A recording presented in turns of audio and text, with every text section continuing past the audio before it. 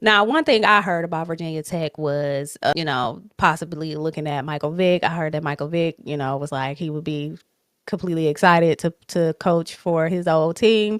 But, Michael Vick needs to get settled where he is at Norfolk State. I think him coaching at Norfolk State for a couple of years, maybe even like 5 years, depending on how it's going, I think that he could turn into a decent coach. It's just like anything else when it comes to like development, right? I talk about development a lot. And I think players who become coaches, they learn fast.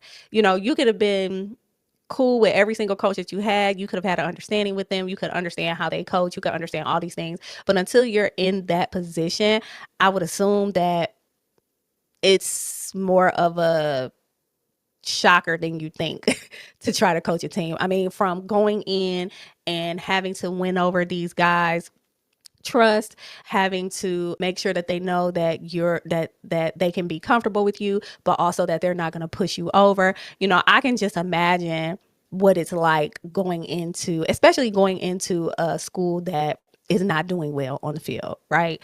So I think, and then you go and like Vic did, you go and lose the first game real bad. You know what I'm saying? Then they won and then they lost this week. So you know what I mean? Like I'm pretty sure like the emotions is high, and he has to get settled in. He has to learn how to coach. You know what I'm saying?